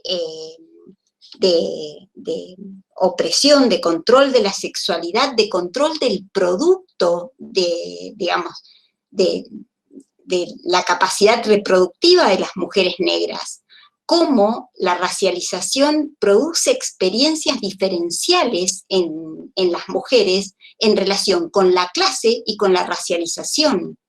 Porque, de hecho, la experiencia de la maternidad, presentada como una experiencia maravillosa o como una experiencia de fragilización para las mujeres blancas de clase media, es una experiencia de paridoras para las negras, que lo que producen es una mercancía que va a ser vendida en el mercado, digamos, ¿no? Frente a esta visión que tiene Davis, que articula clase, raza, y raza en el sentido de racialización, no de... Hay toda una discusión sobre el uso de la categoría etnia, bastante interesante y pesadita, ¿no? Yo diría que lo que sucede en este momento es que el problema de la racialización es visto en términos identitarios, y eso hace que se piense en términos culturales y no en términos, claro, no en términos de la estructura de la sociedad, de clase, del capitalismo, y no se piensa en términos de clase, ni se piensa por qué en este momento el asunto de la racialización es tan importante en una fase del capitalismo en la cual el capitalismo avanza sobre la naturaleza convirtiéndola en mercancía, y avanza sobre zonas habitadas antes por personas que eran marginales al capitalismo, digamos. No sé si se puede usar el micrófono. Dale. Ah, ok. Bueno, en principio me voy a poner en la cámara. Sobre todas estas cosas que estuvieron comentando todas las compañeras, bueno, y en principio también agradecer porque un hombre participa en una charla sobre patriarcado y todo eso, pero con todo lo que estuve escuchando me parece muy interesante lo que estaban diciendo recién las compañeras sobre la mercantilización del cuerpo de la mujer, ¿no? Esa que sabemos que entre el capitalismo se ha convertido en mercancía. Ahora bien, yo sostengo que un cambio muy profundo que se ha realizado ahora en los últimos años y se vio mucho más acá en la Argentina, lo han realizado las mujeres, ¿no? Con respecto al avance del feminismo. me parece que es lo que más ha oxigenado los cambios por estos lares, ¿no? Más que nada sobre Latinoamérica, el subdesarrollo y todo eso. Pero también lo que estoy viendo en algunos aspectos es como que eso también está siendo captado por el propio sistema. Quiero decir, hoy desde un shampoo se está utilizando como un discurso pseudo-feminista para vender otra mercancía y eso. Yo creo que ahí va el aspecto, ¿no? En lo que están diciendo las compañeras, que se toma el feminismo en algunos aspectos, ¿no? Y se deja la cuestión de clase por otro lado. Eso me parece que es lo más delicado que hay, me parece, con todo el movimiento, ¿no? Que lo respeto, lo admiro, y la verdad que me pone bien por el hecho de que es lo más refrescante que ha resultado en los últimos años, ya digo, de los lugares como Latinoamérica, sí. Y por otro lado también lo vanguardista del pensamiento, del movimiento, porque entran también a militar y a tocar cuestiones como, por ejemplo, los compañeros trans, queer, qué sé yo, y eso me parece muy rico, que no ha surgido ningún movimiento de esas características. Para sintetizar, digo, todo eso, hay un riesgo de desvío, digamos, si no se mantienen estas cuestiones de que latentes ahí, en las discusiones, en la militancia, en este tipo de reuniones, en estos encuentros que estamos realizando, por ejemplo, ahora. Es una pregunta abierta, ¿no? Yo quería plantear una cosa, aprovecho, tomo lo que plantea acá el compañero y una cosa que planteaste vos, María Isabel, que a mí me parece importante. A lo que plantea el compañero, yo creo que sí, que siempre existe la posibilidad de que sea el movimiento de mujeres, como también, por ejemplo, el movimiento Black Lives Matter, es decir, que sean metabolizados. Por ejemplo, lo que planteaba Alejandra acerca de transformar el movimiento, el enorme movimiento por los derechos de los negros en Estados Unidos en un movimiento identitario, sería efectivamente hacer romper los lazos entre ese movimiento y las condiciones sociales concretas en las que la comunidad afroamericana trabaja, vive, es más afectada por la pandemia, tiene los mayores índices de informalización, etcétera, etcétera. Es decir, si se rompiera ese lazo, bueno, se pierde en última instancia un filón disruptivo, revulsivo del movimiento, con lo cual vos vas a tener toda la maquinaria para que eso suceda. Con el movimiento de mujeres sucede lo mismo. Creo que las cosas que estábamos planteando acá en términos teóricos, y que me parece que en la exposición de las tres estaba esta idea de que estos debates teóricos tienen un problema de una performatividad política muy alta, porque esto, digamos, la cuestión que estábamos planteando acá alrededor de cómo mirar la opresión de género o cómo mirar el patriarcado y el problema de si mirarlo separadamente o no de la explotación, en términos políticos son dos caminos absolutamente distintos. Inclusive en tu propia intervención, fíjate vos que vos dijiste una cosa que es interesante. Vos dijiste, bueno, un hombre participando de estos debates. Eso tiene sentido desde una perspectiva del feminismo, pero esa misma afirmación desde otra perspectiva del feminismo, en donde uno considera que la opresión de las mujeres es parte de la forma en que se configura históricamente la opresión de clase, esa afirmación no tendría por qué existir, porque ¿qué es lo que más quiero yo? Que esté lleno de hombres, compañeros, trabajadores, compañeros que quieren tirar abajo el capitalismo, que compartan con nosotros estos debates y den espacio para que esos debates puedan multiplicarse en todos los ámbitos mixtos. Entonces, ahí me parece que hay digamos, yo aprovecho y festejo nuevamente este ámbito. Y una cosa que plantea María Isabel a mí también me parece que es interesante y que es una cuestión que está apareciendo mucho, y es acerca de, planteábamos antes, o yo planteaba antes, el problema de la posibilidad de romantización del cuidado y un retorno por otras vías, una especie de retorno novedoso por otras vías a la domesticidad, ¿no? Yo creo que también hay una cuestión para discutir y que es difícil, que es la idea de si hay una posibilidad de una suerte de sistema paralelo o sistema alternativo de producción de la vida y de sostenibilidad de la vida a través de las comunidades, los comunes, esta idea de que aparece de los comunes. Yo creo que ese es un debate muy importante. ¿Por qué? Porque por supuesto que uno tiene en experiencias comunitarias, tienen cosas riquísimas, ¿sí?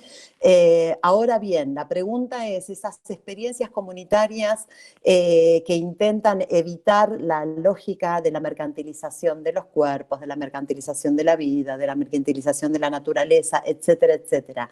Son experiencias que pueden efectivamente disputar en paralelo con un mundo mercantilizado, con una naturaleza mercantilizada, con una reproducción mercantilizada. Bueno, ese debate es central porque si no yo creo que podemos alentar la expectativa de una especie de comunitarismo bajo nueva forma que en algún sentido sea abra la puerta a una invisibilización de las relaciones de clase que aparecen con toda la complejidad que aparece actualmente en las relaciones de clase, digamos, porque, a ver, para ser clara, de la misma manera que las relaciones de clase no pueden ser hoy fetichizadas bajo la idea del overall, porque las relaciones de clase son mucho más que el overall en este momento, es decir, son mucho más que el obrero clásico, varón, industrial, que podría haber en algún momento ocupado el lugar de la centralidad de la relación de clase, de la misma manera en que eso hoy es mucho más diverso y es obrero, es de servicios, es precarizado, es rural, es racializado, es migrante, etcétera, etcétera, de la misma manera que eso es diverso. Sin embargo, es un momento en donde la relación de clase es más generalizada que nunca. Esto que planteaba recién, que me parece Alejandra, si no me equivoco, de un avance permanente de mercantilización que, por ejemplo, expulsa de la tierra, que expulsa de comunidades originarias, que expulsa y que avanza en el intento de transformar en nichos de valorización ámbitos que antes estaban por fuera de la valorización, bueno, lo que hace es avanzar en formas diversas de explotación capitalista. Entonces, colocar a un costado o secundarizar hoy la relación de clase sería efectivamente un problemón. Hola, buenas. Hola, consulta. Acá hay algunas preguntas, no sé, me parece que igual no tenemos demasiado tiempo, yo las leo igual para que queden, son cosas que por ahí podemos retomar en otro momento. Federico plantea, retomando el comienzo de la intervención de Paula en torno al paro como método de acción directa y resaltando el rol de la mujer en la producción capitalista, hay un debate que atravesó muchos espacios, sin duda sociales, entre ellos, en torno a ciertas corrientes que debatían qué tienen que hacer los hombres. Proponían que cubriesen justamente en sus tareas a la mujer que para. El marxismo, ¿qué posturas ha tenido en torno a esto? ¿Sería invisibilizar el paro? Y otra pregunta en relación a qué comentarios tienen para el separatismo feminista. Entiendo que por ahí son como esto, ¿no? Debates que tienen que ver con la intervención política actual, que dan para muy largo. Siendo las 9 de la noche, yo lo que diría es que si quieren, Graciela, Paula y Alejandra, decir algunas palabras para cerrar, y bueno, y también todas estas cuestiones, nosotros sabemos desde la cátedra que estamos abriendo, como con muchos otros ejes, discusiones que son profundas, que son largas, que no se van a agotar acá, que las seguiremos recuperando en las distintas instancias, y otras que tampoco se agotan, por supuesto, en el transcurso de la materia y que son para reflexiones largas que bueno, que tendrán en otros espacios. No sé, si te parece, Ana, le damos unos minutitos de cierre a cada una de las compañeras y cerramos. Me parece perfecto.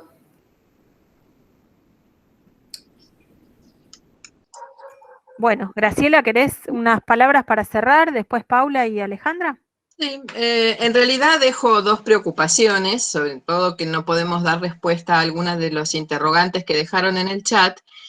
Dos preocupaciones. Una, estar alerta sobre la banalización de la lucha por la opresión histórica de las mujeres, porque me parece que estamos en plena festín, vamos a decirlo así.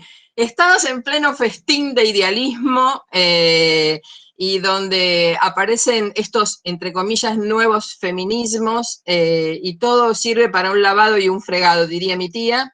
Y entonces esto me preocupa. O sea, hay una gran banalización de 2 siglos de lucha de las mujeres por sus derechos.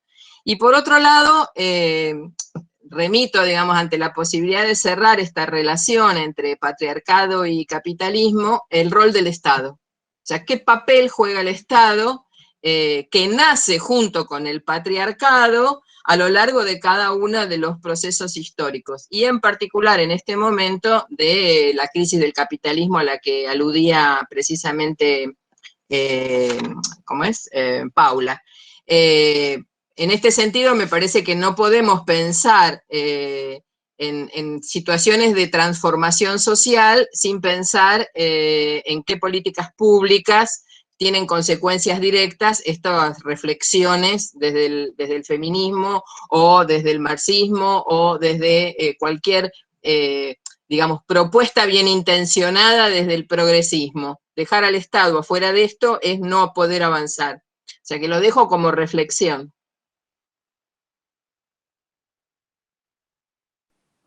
No, yo muy brevemente decir que creo o quizás terminar como empecé, creo que el hecho de que el movimiento se articule con todas las contradicciones que tiene el actual movimiento de mujeres y también con todas las posibilidades que tiene de su banalización, por usar el término que recién planteó Graciela. Yo creo que el hecho de que el paro sea la herramienta de articulación abre efectivamente o potencia la discusión sobre el cruce entre género y clase. Y creo que hay que aprovecharla a morir, esa posibilidad que está sobre la mesa. Y efectivamente usarla para pensar, bueno, ¿cuál es ese paro que queremos construir? ¿Quiénes son los protagonistas y las protagonistas de ese paro? ¿Qué papel, un poco tomando la pregunta del compañero que por el chat, qué papel tienen que jugar los hombres? Y yo acá, de la misma manera que Graciela trajo el Estado, yo traigo también las organizaciones sindicales, porque efectivamente hay ahí mucho, absolutamente mucho que discutir en el terreno de en qué medida para las organizaciones sindicales las demandas de género son demandas de la clase trabajadora o no lo son. O son demandas externas, son siempre agregados que merecen una secretaría, que merecen una comisión, pero que no son entendidas como parte de los problemas centrales, fundamentales de la constitución de la relación de explotación. Esa también me parece que a mí que es parte de los desafíos que tiene el movimiento feminista, que es atravesar con una lanza las organizaciones sindicales para reconfigurar la clase trabajadora como una clase generizada, racializada y de composición migrante, donde todas esas demandas no sean demandas o para los días festivos o para las comisiones ad hoc, sino que sean demandas en el centro de la relación laboral, lo cual significa para las organizaciones sindicales el problemón enorme de enfrentar a las patronales por ejemplo, un caso de acoso sexual, de enfrentar a las patronales por la brecha salarial, de enfrentar a las patronales por la discriminación hacia los trabajadores y las trabajadoras migrantes, es decir, coloca a las organizaciones sindicales en el problemón de enfrentar a las patronales. Entonces, creo que ese es un debate también que tenemos que poner sobre la mesa. Muy brevemente diría simplemente que, como decían Engels y Marx, si el mundo se ve invertido es porque está invertido. Es decir, si las mujeres estamos en el centro de la escena, es porque la reproducción de la vida está en el centro de las contradicciones de la reproducción del capital. Entonces creo que muchos de los problemas que han aparecido acá son problemas para los cuales difícilmente Graciela o Paula o yo tengamos una respuesta definitiva, porque esas respuestas se van acuñando, digamos, al calor de la lucha de clases. Creo que hay que prestar atención a las múltiples caras de esa confrontación, de ese debate.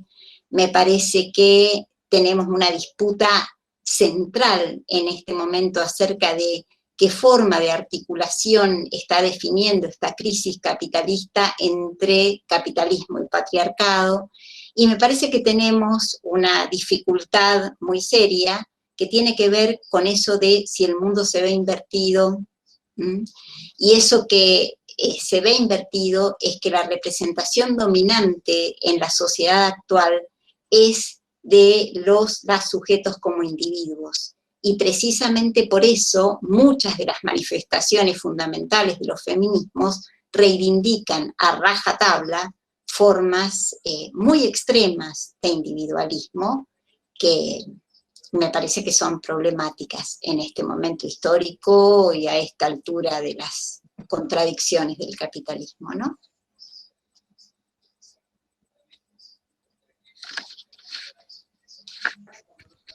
Bueno, acá están diciendo que qué potente es esa idea y hay todo un debate en el chat acerca de los feminismos y esto que planteaba Alejandra recién.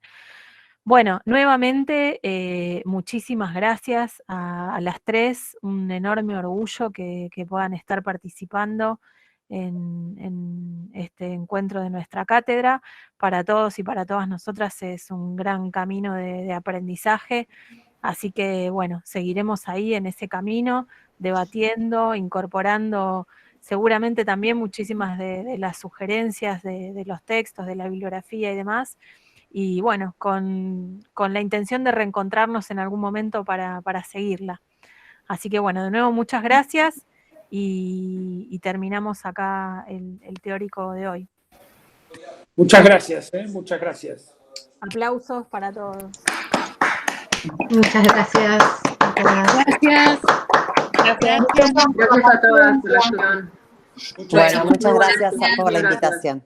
Vamos a pedir disculpas por los problemas técnicos que hemos tenido. Va a quedar subido al canal de YouTube de la cátedra las partes que se pudieron mantener como transmisión en vivo, pero además subimos también ese fragmento que quedó ahí en el medio, que no pudo ser transmitido en vivo. Así que bueno, estamos aprendiendo estas nuevas formas. Hicimos lo que pudimos, no sabemos qué es lo que pasó, yo no lo sé, no tengo la menor idea qué pasó ahí, que se interrumpió en algún momento la conexión. Pero todo esto va a quedar, me parece que es un material muy valioso para que volvamos a escuchar, para que nos permita seguir reflexionando, pensando y practicando, practicando en el sentido de lo que es los objetivos históricos de las luchas feministas y de la liberación, que por supuesto viene de la mano con la transformación de esta sociedad capitalista, como todas las panelistas dijeron. Así que, bueno, realmente muchísimas gracias por haber participado de esta mesa, a los estudiantes y las estudiantes que se quedaron y escucharon con mucha atención y pudieron aprovechar este momento, esta iniciativa que tuvimos desde la cátedra. Y bueno, nos quedarán ahí los materiales para seguir pensando y reflexionando, y los materiales que nos han sugerido también para subir a los estudiantes y que puedan también aprovechar esas lecturas. Cristina, no sé si querés cerrar también. No, más que agradecerles a las tres y también a ustedes dos por haberlo organizado, y me parece que es un material valiosísimo para discutir no solo dentro de la cátedra, sino para difundirlo. Así que bueno, les agradezco, hicieron aportes y conceptualizaciones extraordinarias que exceden lo de la propia cátedra. Así que bueno, muchísimas gracias.